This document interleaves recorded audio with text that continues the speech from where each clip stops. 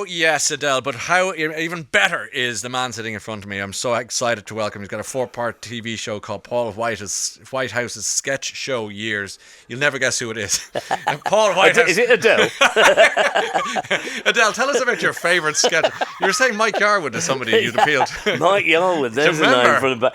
Yeah, do you know, funny enough, we haven't got Mike Yarwood in because he was an impressionist. Did not a sketch show as no, such. and we were quite specific about what represents a sketch show and what doesn't.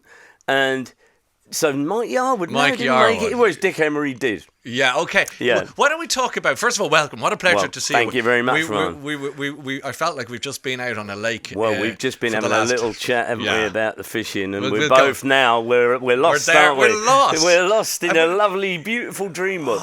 Do you know Charlie Cooper? Go on. Do you know Charlie Cooper? He said a definition of fishing is like dreaming. The only time you're dreaming while you're awake. Oh, I yeah, thought what that's a a lovely... really nice turn of phrase, isn't it? It captures it, doesn't it? Beautifully. And I think that we'll go there in greater detail, but I also think anyone who thinks fishing is boring hasn't been fishing. No. So we'll come back to that. We'll come back to that. Because if you need to relax, that's where you need to be. Now, the sketch show. What is a sketch show? I mean, there's a whole generation of people going, I don't know what that is. Because we don't make of them anymore. For that reason. Yeah, for that reason. Yeah. Cancel him. Taxi! Whitehouse is leaving the building. Oh, dear. Cancelled within 30 seconds. That was the quickest ever. Just for doing an accent. Bob thinks I should get a special dispensation. You should. Yeah, no, that's what he thinks. Yeah. Flash your card. But isn't it a crying shame that the sketch show is no longer with us? Or is it not? Because TikTok is a sketch show. Isn't it? Yeah. It's a sketch show every day. You know, I was saying earlier, I've got a friend who sends me about 40 every day. It drives me around the bend. But it is alive and well on our phones, isn't it? Yeah, even though we're not producing them anymore. So you're not building that kind of reservoir of material. But I mean, some people, not me, because I don't involve myself on social media. Still use some of the old stuff Harry and I did in Fire Show sketches, and give it a sort of a modern twist. Yourself and Harry Enfield and Charlie Hickson, who was here 2 weeks ago. Oh, was he? Yeah, he was. And he was telling us about your tour. tour. He got here before me, did he? Well, he was. I think the book had come out before your TV show. Okay, that was only on that basis. It wasn't. I prefer him to him. I'll have a word. But he was talking about how on the stage show, she would have been Suits You, Sir, and stuff like that. And there's a kind of a knowing nod to one generation to say we used to do stuff like this, and then another generation go, but we can't anymore. Like you're balancing. You're riding two horses. We did exactly that, riding two horses. Yeah, because Charlie said, "I'm afraid you can't say that anymore." And I go, "I just did, sir." And Martin Williams goes, "I heard him, sir." Oh, Suits You. Oh, and that Suits You, Sir is. People do that in the pub still. Yeah, I mean, it's carried, those catchphrases from the past. Yeah, they've stuck, haven't they, really? And, Bob, who's probably one of my Bob Mortimer, fiercest critics, despite giving me the dispensation, he's had to pick his favourite sketches. And, Bob would love to put the boot in. Yeah, he really would. But he always cites it as we still just about get away with it. Yeah. Because we didn't do anything really nasty. I don't think. It's critical. And we tried to keep it fairly vague, not specific to the time. Yeah. But, things become less relevant. Part of looking at this sketch show years that I loved was looking back at the sort of genesis of the sketch show, which was that transition from the music hall. Yeah, vaudeville.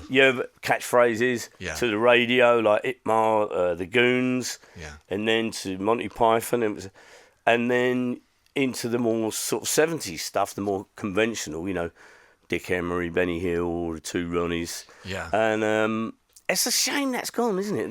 Then on to yourself, I'm allowed to say, and then yours was a golden age as well. There was the decade, wasn't it? I mean, me and Harry in the Far Show, come on. Well, it's just magnificent. But even I'm still I'm so happy to meet you and to say thank you for the laughs, because still you could say, how was last night? It was good, but I got very, very drunk. I'm afraid. Cairo. It's those characters that persist. They do seem to sort of hang on, don't they? That must be almost the test for a good sketch show. You must have found this in your program, looking at all these great sketches. Yeah, and is is longevity. Is that it? Part of well, it? Do you know what, Ryan? There's a good instance of that at the moment. Like I said, the sketch show is now firmly in your phone. Like all our lives, Our sketches. Sadly, and all our lives are in the phone. Yeah. But there's one doing the rounds about the England football team, which is Eric Morecambe holding Andre Preview saying, I'm playing all the right players, but not necessarily in the right positions. And you think, it's still there, still in our minds, isn't it? Amazing? And it's incredible how a sketch show can do that. I mean, I know sitcoms can do it as well. But yes. I think you cherry pick those bits. Look, Only Fools and Horses. Yeah. You Plonker, lovely jubbly. Yeah. I know, they're all in there. Those little catchphrases are what stick with you, aren't they? Faulty Towers. Faulty Towers, again, yeah, Manuel and Basil. I know nothing. Yeah. Basil. Sorry, don't mention the board. There it is. And they're catchphrases. And I suppose the catchphrase, you had Charlie in. What we did on that live show was we tried a really dull catchphrase early on. Charlie says, I think anything could be a catchphrase. He says something really banal like, that's a nice shade of grey on the floor there. No laughs. But then we bung it in later a few times, and of course the laugh of recognition. So it's like clever improv almost. Yeah. It's almost like clever improv. Yeah. almost. Yeah. It's almost clever. Some of the greatest compliments of our time are qualified. Thank you. Yeah, I'll take almost clever. But did you enjoy putting this all together? That must have been a treat for you. It was fantastic because, without being too sentimental, Ryan, it was almost like a sort of bye-bye to the sketch show. Well, yeah, because, the last decade we haven't seen any, really. Famalam, I thought was a good sketch show, but that's it. I don't think there's been any others. So you think it's an endangered species, if not gone? It's I extinct. think it is certainly wounded. Yeah. Well, you mentioned Only Fools and Horses. Of course, you co-wrote the stage musical, which is with Jim Sullivan, John Sullivan's son. Yeah. I mean, it's. I know in Ireland it's on the TV on repeat on a loop still. It sounds like I know what I'm doing, doesn't it? But I have to say, it's great. It was a bit daunting. Can you taking something like Only Fools? It's such a sort of thing in people's minds. Like you say, in Ireland it's on repeat. I think our last shows are in Dublin. You're going to Dublin in September. That is going to be fun. Well, they're a good audience. We are a good audience. Of course, yeah. And did you feel you were running through the street with a Ming vase with that? I wouldn't have put it like that, but now I see that image, it's embedded in my mind. But you were with precious. Absolutely, with precious material, and I think you just have to do it justice, don't you? You just cherry pick the best bits, see if we can not crowbar them in, seamlessly weave them, which you have into done. The fabric. But it's gone down a bomb. It's gone down great. Now tourists, it must be a buzz. It's been an absolute joy. It really is it fun has. For you to sit in the audience watching that? I did go a couple of times when I wasn't in it, and I'd sneak in and watch. Yeah, and it was fantastic because you can hear. When you're in the audience, you can hear laughs that you don't hear on stage. Because some nights you do a gag and you think, that didn't go down very well. I thought it was really funny. Yeah. And then when you're in the audience, you pick up on it a lot more, you know. So, no, used to love doing that. But you'll be in the tour. Yeah, I'm in the tour. Yeah, I'm doing the tour, yeah. I can't believe that you're there because you don't look like Grandad material yet, Paul. You're looking good. Well, thanks very much, Ryan. That's very kind of you, Dale. Tell. Paul, let's go fishing. Let's go fishing. Why Bob Mortimer? Why you and Bob? Well, because years ago, Ryan, when we were sort of doing the Far Show and they were doing the big night out, heady times, and Vic, Jim and Bob used to say to me, we haven't been fishing since we were kids, but we love it. Take us out. I'd love to catch a grayling.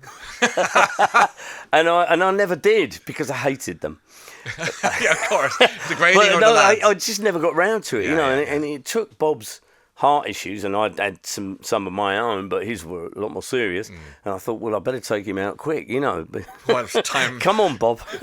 and we just took it from there. So the show emerged from real life. We went fishing together quite a few times as part of his rehab, and as you and I have just been saying, it's the most glorious thing, isn't it? Because I've fished in the west of Ireland. So the Corrib and the Mask. The Corrib and Con. I've never fished Mask, but fish Corrib I fished con with my dad when I was a kid. Did you? My dad's family are from that west of Ireland. Are they really? Yeah. Are they Whitehouses, obviously? Or yeah, they the Whitehouses and the other lot with Welsh Jones, you know. So you covered all the Celtic all the Celts, yeah. All the messers. Yeah, when the sun comes out, I have a Celt down. Copyright. I can't take it. Yeah. I'll just write the little C there. You know, but you're right. We were saying during the song that there's very few things as beautiful as the sound of a line leaving the rod and the flies landing on the water and the wisp of turf smoke in the distance. The bird song. And you do get lost in it. And you were saying, you know, people think, you need patience. You don't. Because you're so distracted by it, aren't you? And you're so focused on it. And you're so part of that world that you're not even thinking, this is dull. I mean, don't get me wrong. There are times when it's very dull, but most of the time it's glorious. It's glorious. And what do you and Bob get out of it? As you get it energizes your friendship or absolutely. Whatever. And those conversations when you're gone in the gone fishing program. Yeah, it's lovely. And we can, because we're not particularly touchy feely, me and Bob, but we can discuss quite serious topics, and it's not contrived, but the best of us is when we're silent.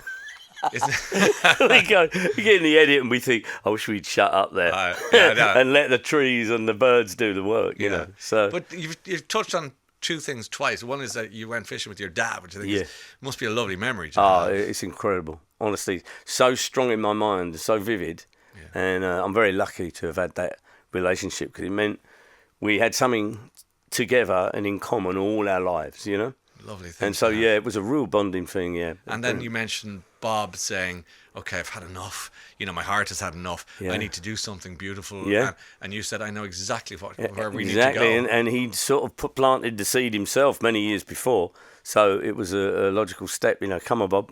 And out we went. And we haven't looked back. And it's an absolute joy to have this sort of, lease of life for both of us. It's a lovely thing to do. Great, okay, well, congratulations on all of the above. Thank you, Paul Whitehouse's sketch show year starts tonight. 10 o'clock on Gold. Oh, wonderful. Okay, great. Look, I'll tell Fergal Sharkey you were asking for him, or you tell him I was asking for him, whoever sees him first. I will. Well, Fergal's been tireless, and, it's such a big issue, the state Clean of our water at the moment. Lake Windermere, is in trouble itself. There's a big march on Saturday to help publicise the state of Lake Windermere, and I'd love to just say big up to everyone who's going on it. And because Fergal has been, he's been the standard bearer, hasn't he? He's been incredible. Imagine going from the undertones to a good heart to clean up our rivers. I mean, it's quite a trip, isn't it? It is. Not dissimilar to yours. What a trajectory!